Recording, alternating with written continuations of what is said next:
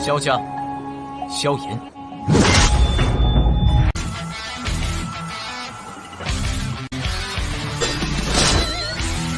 指缝中的光点燃了梦魇，站在天端俯瞰着世界无边无边。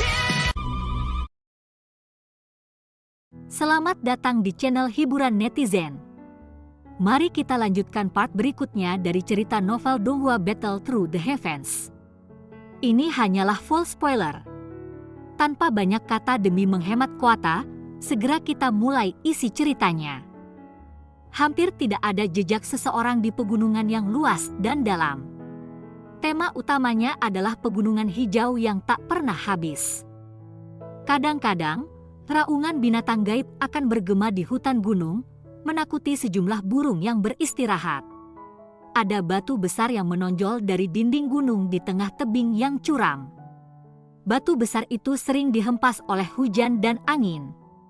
Oleh karena itu, permukaannya sangat halus. Bahkan ada lapisan kilau samar di atasnya. Namun, seorang pemuda berjubah hitam saat ini berdiri di tempat itu.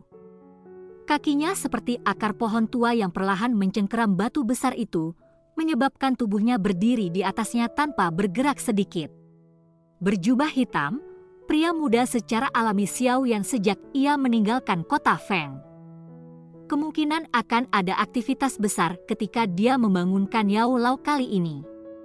Oleh karena itu, dia secara alami tidak akan dapat melakukan ini di tempat ramai seperti Feng City. Oleh karena itu, setelah Xiao Yan menginformasikan Xiao Li, dia dan Medusa sekali lagi memasuki pegunungan yang dalam. Di pegunungan yang dalam dan tanpa akhir, aktivitasnya, terlepas dari seberapa besar itu, akan benar-benar menghilang di antara penutup banyak gunung. Tatapan Xiao Yan menyapu ke kiri dan kanan puncak gunung terjal ini. Ruang yang tenang itu sedemikian rupa sehingga orang bahkan kesulitan mendengar kicauan burung. Sesaat kemudian, dia mengangguk puas dan mengangkatnya ke atas tebing dan berteriak keras. "Cailin, aku akan merepotkanmu. Jangan biarkan apapun mengganggu saya." Gelak tawa ditularkan. Seseorang bisa melihat sosok anggun yang berdiri di atas tebing gunung. Namun, dia tampak bertindak seolah-olah dia tidak mendengar teriakan Xiao Yan dan terlalu malas untuk bahkan memberikan balasan. Xiao Yan sudah lama terbiasa dengan sikap Medusa ini. Oleh karena itu, ia tidak menunjukkan ekspresi apapun.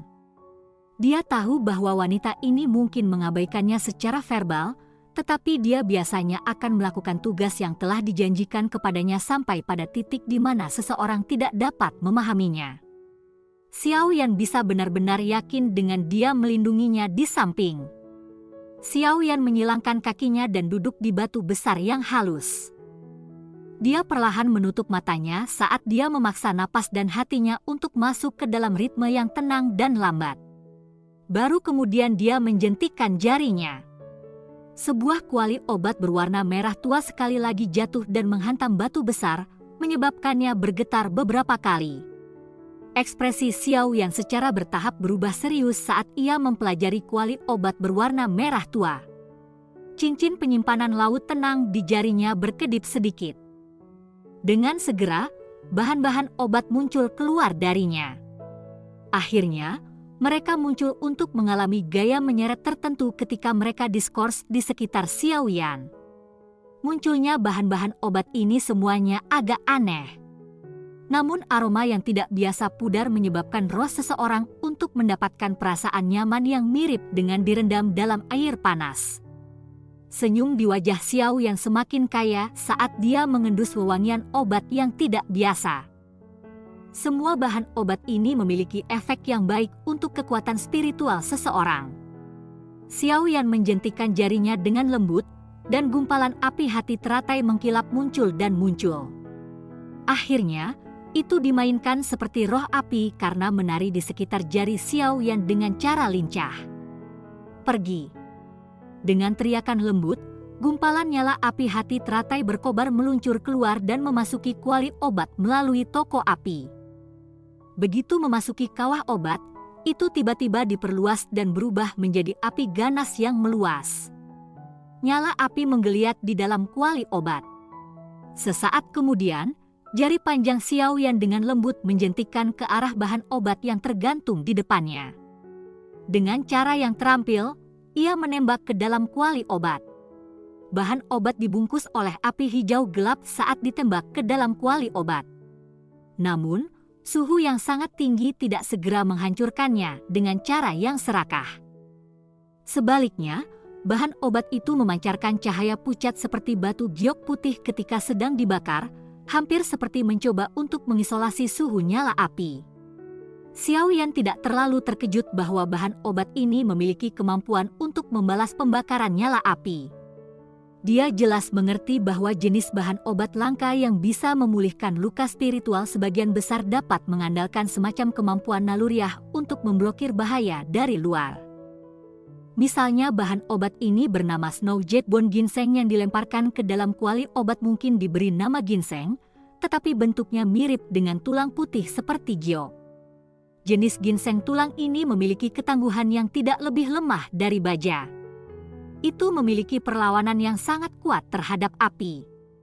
Jika seseorang ingin menggunakan api biasa untuk memurnikannya, seseorang mungkin tidak memperoleh banyak hasil bahkan setelah melakukannya selama setengah tahun atau bahkan setahun.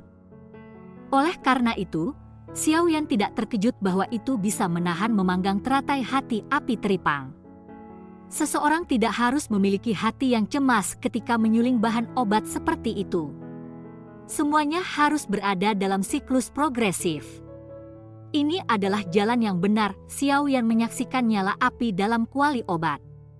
Sesaat kemudian, dia perlahan menutup matanya.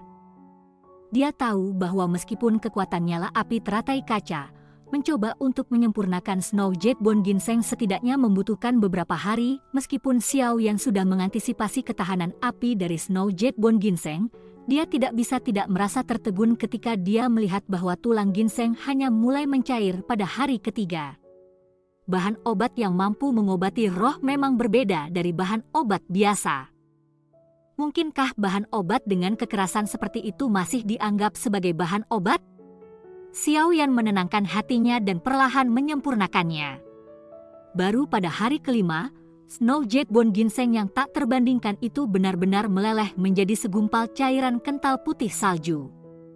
Xiaoyan memindahkan cairan kental berwarna putih salju ke tempat di kuali medik dengan suhu yang lebih rendah untuk memanggangnya dengan api yang lambat. Dia kemudian melemparkan bahan obat lain yang sama-sama sulit untuk disuling ke dalam kuali obat. Dia sekali lagi memulai penyempurnaan yang membosankan. Tidak ada konsep waktu di gunung. Waktu diam-diam terbang melewati jari seseorang seperti air yang mengalir. Bahan obat yang ditangguhkan di depannya secara bertahap disempurnakan menjadi berbagai cairan obat berwarna dalam kuali obat satu demi satu.